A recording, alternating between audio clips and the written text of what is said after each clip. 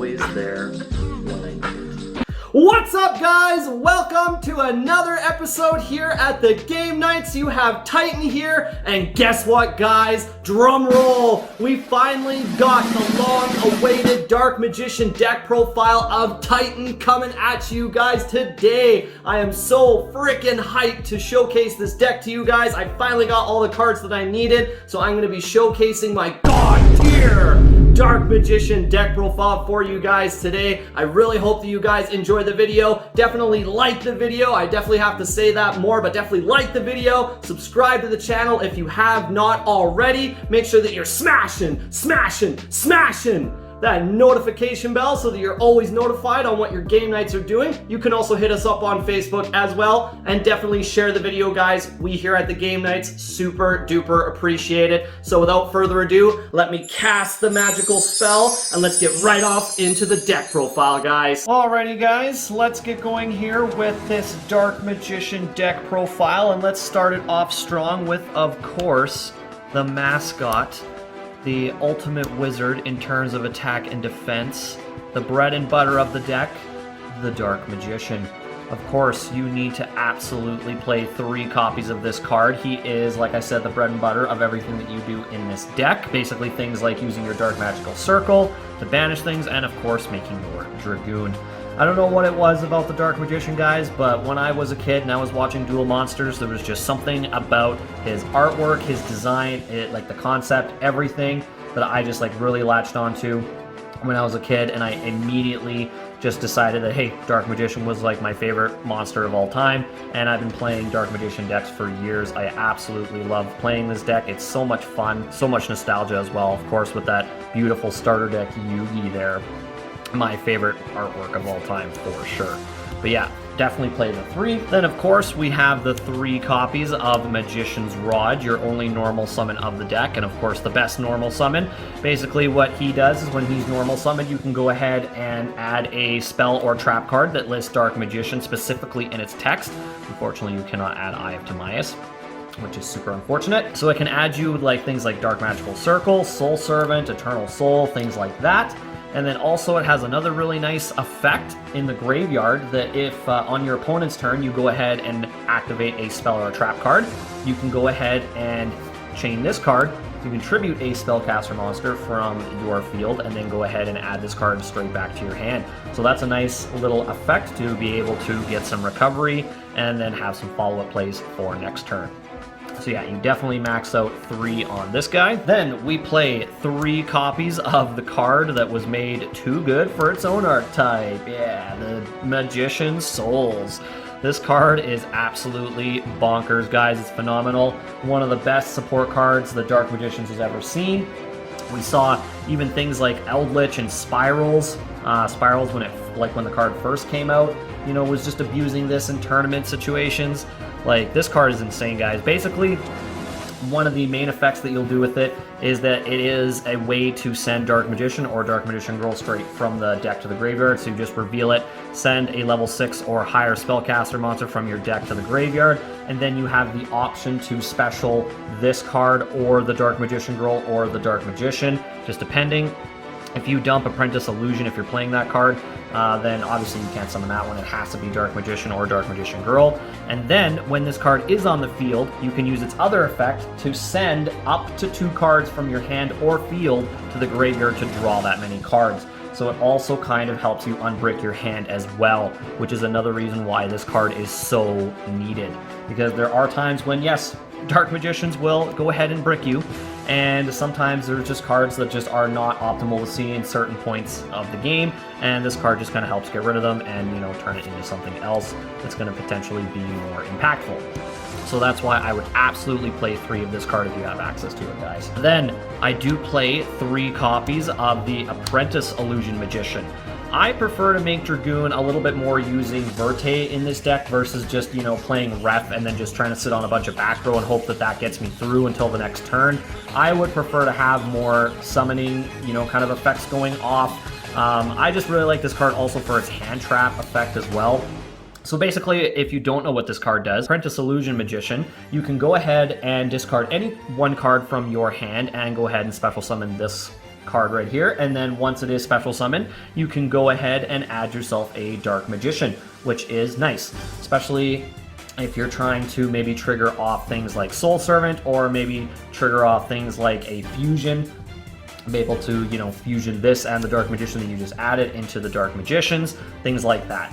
And like I said, the hand trap effect is really, really nice too. So if it's in your hand and a Dark Spellcaster monster happens to battle, which of course also means Dragoon, you can go ahead and send this card to the graveyard to be able to boost that Dark Spellcaster monster's attack by 2,000 points. So it just really helps that, you know, if your opponent tries to beat over that Dragoon thinking, just, you know, attack over the Dragoon and, you know, that deals with that problem. Nope. You just use the Apprentice Illusion Magician to make sure that he sticks around. So yeah, so I really like playing 3 of this, guys. You could play 2 if you wanted, but I like the 3. Then, of course, since I play the Dark Magicians and I want to get the max value out of it, I do play the 1 Dark Magician Girl, and this also maxes my value out on Soul Servant. So basically, you know, you need to play the Dark Magician Girl. And of course, just check out that beautiful lost art, the actual lost art. Then, of course, we make Dragoon. So here's the Red Eyes. The Red Eyes Black Dragon, no less. Don't know why it took him so long to put the word black on the card, but, you know, it is what it is. Then, of course, the last monsters that I play in the deck, 2 copies of Ash Blossom. So this card, pretty self-explanatory. Don't really need to explain why this card is in here. I wanted to fit 3, but I honestly wanted to, you know, fit a couple other spicy cards in the deck, which you will see here in a bit. So I decided to cut this down to 2. Alrighty, guys, that is it for the monster cards. So before we get off into the spell cards, I will just remind you guys to give the video a like. Definitely subscribe to the channel if you haven't already. Definitely smash that notification bell, share the video, all that good stuff, guys. I really do hope that you guys are enjoying my deck breakdowns. Alright, so going off into the spells now. To start things off, I play 3 copies of the Dark Magical Circle. So of course we still play Circle. It is still an integral part of the deck. Basically, when this card is activated, you can go ahead and look at the top 3 cards of the deck, and if any one of the 3 is a spell or a trap card that lists Dark Magician in its text in the card, you can go ahead and add it. Of course, another rip, you cannot add the Eye of Timaeus, but you can add things like your Soul Servant, your Eternal Soul, your Secrets, all that good stuff. You can go ahead and add it straight from the, you know, just add it to the hand. And then also the best effect, they call it Circle Beatdown. Basically, once Dark Magician is normal or special summoned to the field, while this card's on the field, you can go ahead and banish 1 card on the field, which is always a phenomenal effect to banish cards. Yeah, Circle Beatdown was like one of the first things that, you know, really started getting Dark Magician, you know, to be a little bit more of a, like a relevant deck, I guess. It's still not like overly relevant. It's not gonna like, you know, it's not gonna like win any like, you know, YCS or anything like that, but it definitely can do some work if you have the right setup, that's for sure. So yeah, I would never play anything less than 3 Dark Magical Circle. You could always just like side out the 3rd one, so that's why I always play the 3. Then the next card I play is 3 copies of Soul Servant, guys. This card is absolutely fantastic, guys. One of the better support cards the Dark Magician has ever seen, of course, alongside Magician's Souls in that Legendary Duelist pack. But yeah, guys, basically what this card does is that it allows you to stack your deck, which is fantastic. Who doesn't want to stack their deck? So basically, upon activation, you can go ahead and place 1 card on top of the deck from your hand, deck, or graveyard, where a Dark Magician or Dark Magician Girl is specifically listed. So the beauty part is that it can be any card. So it can be Souls, it can be Rod, anything like that. You can go ahead and stack it on top of the deck. And then the best part about this card is that the same, like after you've stacked it, you can go ahead and banish this card to be able to draw that card that you just stacked. And in order to do that, you have to have a Dark Magician or a Dark Magician Girl on the field or graveyard, and you can draw 1 card for each. So if you have a Dark Magician in the, like on the field and then a Dark Magician Girl in the graveyard, or both of them in the graveyard, wherever they're at, you can go ahead and banish this card and then draw like 2 cards if you have the Dark Magician Girl. Another reason why I play the Dark Magician Girl, so that I can basically have my Soul Servant turn into a Pot of Greed, so I can draw the card that I stacked and then hopefully something else that will allow for some more interruption. So yeah, absolutely play no less than 3 guys. This card is absolutely phenomenal. Then I play 2 copies of Red Eyes Fusion. So I want to know what you guys think about this in the comments, because I think this is an interesting discussion with this card. But I only play 2 of it because I didn't want to brick on it, A. And I also didn't like that after you play it, that's the only thing that you get to do for the rest of the turn in terms of summoning monsters. You don't really summon a whole lot in this deck anyways, but there are going to be times when my hand just like isn't very optimal, like it doesn't have a whole bunch of back row protection. So if I open this and I don't really have anything to really protect that Dragoon from possible like other things like a Dark Ruler or a Droplets, then this card really didn't do anything for me, right? It's just, it summoned a boss monster that was easily outed because it's just the only monster that was on the field. And there's just, I don't know, I just never liked bricking on this card. So I decided to just play 2. I thought that was more than fine. I personally think this is the card that needs to go, guys. And that was more or less why I was asking what you guys think in the comments, because I think this is the card that needs to go. This is the only card that makes Dragoon generic. Of course, Verte does also help with that, but Red Eyes Fusion is the main thing that I think needs to go. Because once the Dragoon is like not being made, like I just think once this card goes, nobody else is making the Dragoon, and it's going to be just relegated to just Dark Magician and Red Eyes decks. So, and I think that's totally fine. Then I play 2 copies of Secrets. So the reason why I play 2 of this card, because most decks you'll see they'll only play the 1, and that's totally fine. I play multiple copies of the Dark Magicians in my extra deck. So because I want to be able to make both of them, like just have a higher chance of making both of them, I just wanted to play the extra copy just so that I could, you know, make him, or I could make, let's say, like another Dragoon or something like that. So I just felt like having 2 was beneficial because I liked seeing this card. So I decided to play the 2. Obviously, if you play only 1 Dark Magicians, I think 1 is fine. And then I play the 1 copy of Magical Eyes Fusion. So this is another really nice fusion card. Just lets me fusion summon another Dragoon or another Dark Magicians, just, you know, banishing the material from the graveyard. That's the main way I'll use this card. Can also use it off of Verte if you really wanted. And then here is the spicy card of the deck, guys. I really like it, and I want to know in the comments what you guys think about it. And that is the 2 copies of Pot of Prosperity. Now, you guys are probably thinking, what the heck, Titan? Why are you playing Pot of Prosperity in a deck that plays Soul Servant that lets you draw cards? Because obviously, once you play Prosperity, you can't draw cards for the rest of the turn. Or at all, actually. You can't draw at all for the turn, you know, or else you can't activate Prosperity. But with my theory, guys, because Dark Magician's inherent ability to just really give you some really unfavorable hands, I just felt like that sometimes just having something that can dig me even just a little bit deeper helped so much. Like, there were times when my hand looked absolutely dead and there was nothing that I could do.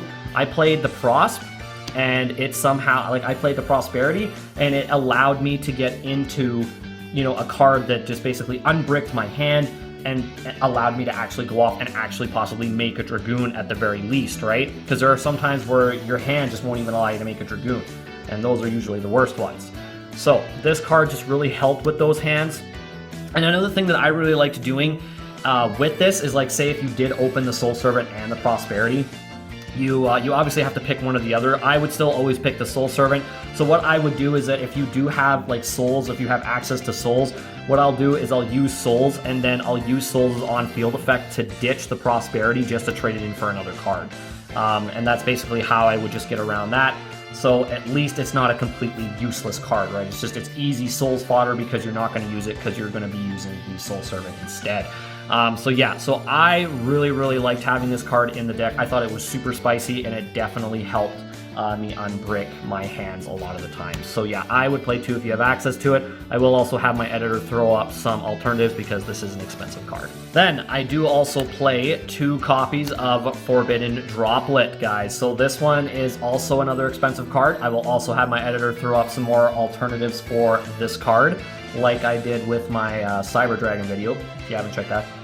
deck profile out. Definitely check it out. But anyways, I really like Droplets just because there's just too many things in the meta that, you know, are sometimes really hard to get over. If I have to play another deck that can make Dragoon, then yeah, I need to be able to out it, and this is like one of the main ways to basically out that stuff, or anything that's like not targetable or anything like that. I need Droplets to be able to get rid of it, and the fact that it also has the attack too is a big thing as well, so it just kind of helps my monsters, you know, get over those problematic monsters. So I really liked playing the Droplets. I've gone back and forth to 2 and 3, honestly. 3 I thought sometimes was a little bit much because you can brick on Droplets, and I don't honestly want to brick on Droplets either, so I think 2 is more than fine. Alright, and then of course the last spell card I play, the God card, Call by the Grave. Call by the Grave is phenomenal, guys. I really wish this card is at 3. I miss it so much at 3. Basically, this is the one card that makes it so that it is completely safe to play the Red Eyes Fusion and not worry about it, because one of the worst feelings in the world is playing the Red Eyes Fusion and then getting ashed. So this, you're laughing if you have this card in your hand, because you know that the Verte is going to go through. I mean, of course, unless they have Imperm, but this card usually makes sure that your Red Eyes Fusion actually goes through off the Verte. Then, now going into the trap cards, I play 2 copies of Eternal Soul.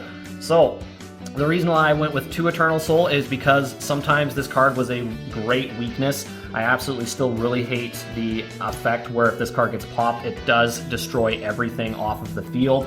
I never really liked that. Yes, I know that it doesn't hurt the Dragoon, but still, there are other cards that I want to make around the Dragoon, especially when I'm trying to finally end out the game. And if they happen to pop this Eternal Soul, it pops like all the momentum that I had just kind of going around the Dragoon. So I never really liked, you know, like always seeing this card, and sometimes I've also bricked on this card too. So I just found that maybe having the 2 is a little bit better. Of course, it's searchable. And of course, you know, the fact that it turns like every Dark Magician like unaffected is super duper nice. But still, that slight drawback was just enough for me to pull it down to 2. But still, an absolutely phenomenal card. Love using this card to abuse Dark Magical Circle. Just being able to like turn Dark Magician into like a Link monster, and then use the soul to revive it back, and then just get a banish off of the circle. So still absolutely love this card for that. So definitely play the 2. Then I do play 3 copies of Infinite Impermanence, one of the cards that obviously helps me go second, just so that I have some interruptions for when I do lose that die roll, which obviously can happen. And yeah, this just basically stops your opponent from setting up those crazy monsters that your deck is going to have problems getting around, especially if, like, say, you didn't open Droplets. But yeah, don't need to explain too much more about this card. We all know how amazing Infinite Impermanence is, so I play 3. Then I do play a little bit of a Solemn Brigade. I play 2 copies of Solemn Strike, and then I play 2 copies of Solemn Judgment. So I absolutely love these cards, guys. Again, don't really need to explain too much about these, especially Strike. You know, just pay 15, say no to a monster effect or a special summon. Absolutely fantastic. And the Judgment is in here mostly to deal with cards that are going to basically make your Dragoon useless. Basically things like the Droplets, the Dark Rule No More, or even a Lightning Storm if you need to deal with a Lightning Storm, or a problematic normal summon or anything like that. You have the Judgment to deal with it. A little bit costly sometimes, but honestly, the cost is definitely worth it if it's going to mean the difference between you winning or losing the game. So yeah, you could play it at 3. I decided not to play it at 3. I didn't really like it at 3. I felt like it was just a little bit too costly, and I still liked having, you know, I still wanted to see other things. And I just felt like this was a really good balance to just have like a 2 and 2 with these 2 cards. So, side note, guys, you're seeing the Solemn Judgments on the screen here. If you're looking for some good alternatives to play other than the Judgment, one card I forgot to mention in the original recording is actually Ice Dragon's Prison. Those are two cards that you could easily put in for the Solemn Judgment slot, would fit in real nicely, as Ice Dragons is a quite powerful card. So just wanted to throw that out there. That's that. And then for the last trap card that I play, and the last card in the deck that I play, the Imperial Order.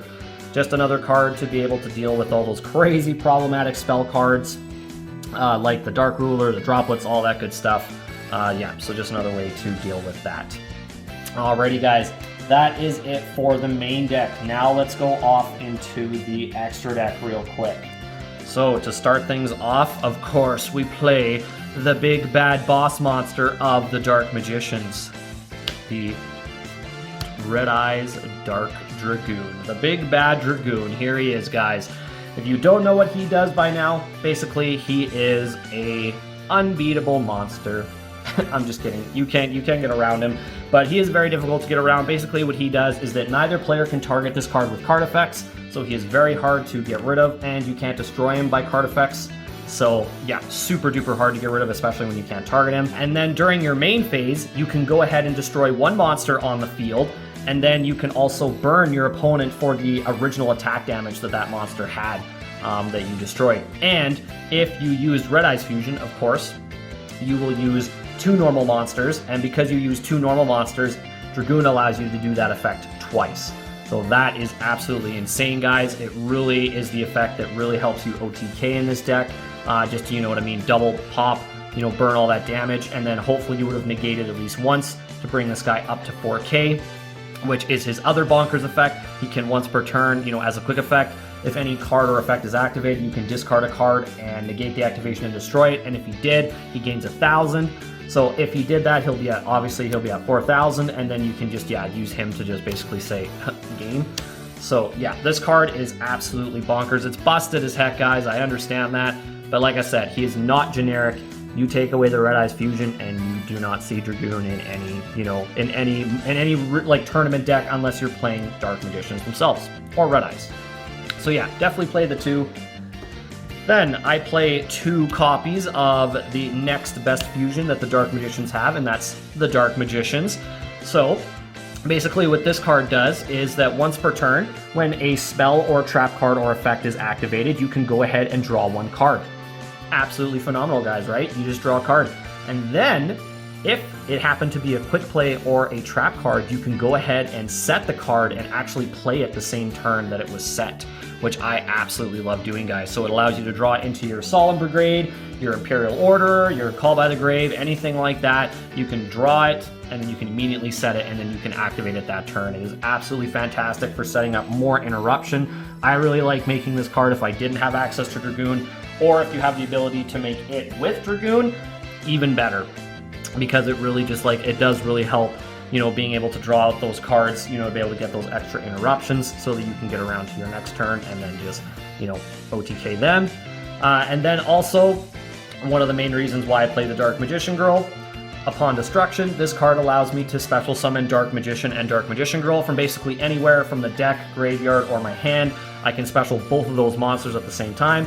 Of course, when the, you know, if the Dark Magician Girl is not in the deck, you obviously cannot resolve this effect. So I wanted to maximize the potential, so that's why I play it. But yeah, and this is also why I play 2 secrets, so that I can actually make these guys.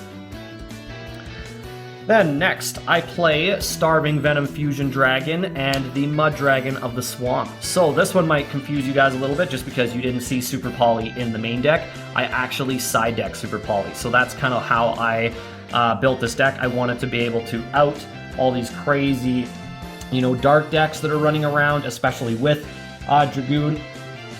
So if I ever run into a matchup that just like has Dragoon, just another way to deal with it. So the Super Poly is in the side deck.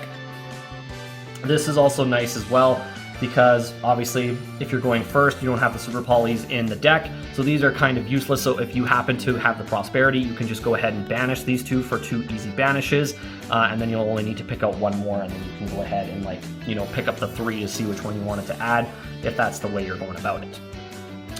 Then, going off into my links, I play the Link Spider. This card, I think ever since Links came out, this was like the main link that this deck has always played, because you can just turn the Dark Magician into the Link Spider, and then you can just revive the Dark Magician using Eternal Soul, and if you have Circle, obviously you get a banish off it. Then I also play the Ibduck for the World Chalice Dragon. Basically, this card is in here because I can turn my Dark Magician into a dragon. It allows me to make Dragoon. Just, you know, if I want to turn the Dark Magician to a dragon, I can, hey, here's the dragon, and then if I have access to, like, say, Dark Magician in hand, or I can revive it off a soul, cool. I can use my secrets, fuse this and the Dark Magician into Dragoon. Then I play the Anaconda, your once per turn, hey, it's Dragoon card straight from the deck. So basically, any 2 effect monsters turns into this thing. Basically, it has an effect that you can target a monster on the field and it becomes a dark monster. That effect is honestly irrelevant. That honestly never comes up. The main effect is that you pay 2,000 life points and then you can send a polymerization or a fusion card from the deck to the graveyard, and then you will use its effect. So basically, you'll send the Red Eyes Fusion and then it will resolve the Red Eyes Fusion, and then obviously you'll make your Dragoon. So once per turn Dragoon, pretty nice. Also, like I said, also the card that could potentially get banned and I think would solve the Dragoon problem. But I would rather see it stay around just because there are a lot of cool interactions that Verte enables that I would still like to see in the game for a lot of like fusion decks. Alright, and then next I play the Nightmare Phoenix. You could play the Nightmare Cerberus if you so desired, but I liked Phoenix. I just liked, being able to have a way to get rid of some problematic, floodgate cards, anything like that. So definitely I want to play the Phoenix. Then I play the Saleen, the Queen of the Master Magicians, and I like to play this in combination with Access Code Talker. So basically what Saleen does is that once she is link summoned, you can place spell counters on her up to the number of spell cards that are in the graveyards, both graveyards and the field, and then as a quick effect, you can remove 3 spell counters to be able to target 1 spellcaster monster in your graveyard or your hand even and special summon it.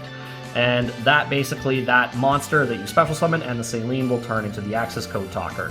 So usually what I'll do is I'll use Saleen to, like, say, grab the Dark Magician. I can turn the Dark Magician into the Link Spider first, and then I'll link them away into the Access Code Talker. Now, the reason why I do that is because Access Code Talker has a phenomenal effect. But first, the first effect is that when it is summoned, basically this thing gains 1,000 attack for every link rating of the highest rated link monster that you use to summon it. So obviously your Saleen is a link 3, so it'll gain 3,000 attack.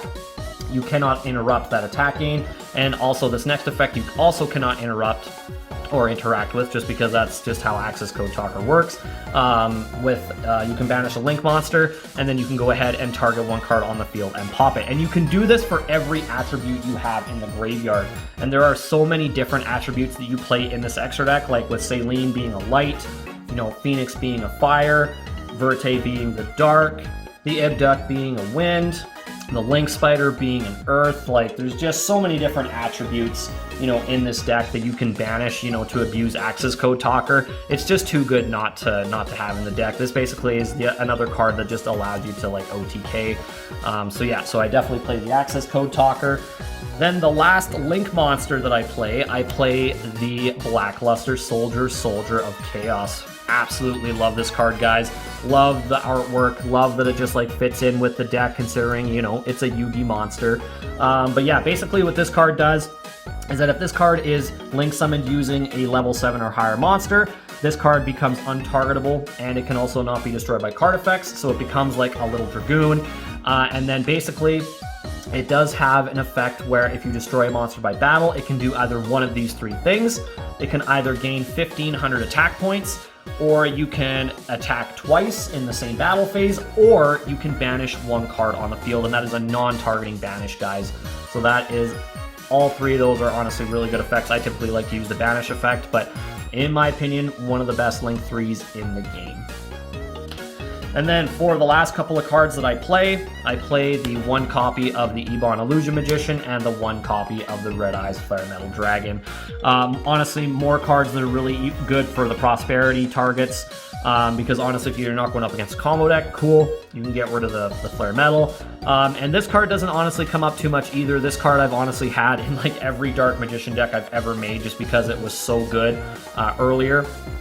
This card, basically, you can use it to basically special summon a Dark Magician straight from the deck, and then if a Dark Magician, or let's say a normal monster battle, you can banish a card on the field, so it gives an additional banish, so you're able to get this guy to banish a card, and then your circle to banish, so that was a nice little play back then. But nowadays, this one doesn't really come up all that much. You're still obviously just going for the Dragoon, and that's the main thing that you're doing. So real easy card that you can just banish off of the Prosperity. And then same with this if you're not going up against a combo deck. But yeah, the Red Eyes Flare Metal, basically what he does, you can just sit on him. Anytime your opponent activates a card, like a card effect, he just has to pay 500 points to activate it. So yeah, this is just really, really good for combo decks, because they basically just, burn their life away. But yeah, that basically rounds out the extra deck, guys, and that is it. Wasn't that fun, guys? Dragoon and back rope, and then pass tactics. No, I'm just kidding, guys. I really hope that you guys enjoyed today's deck profile. I really hope that you enjoyed my breakdown of this classic deck, my favorite deck of all time.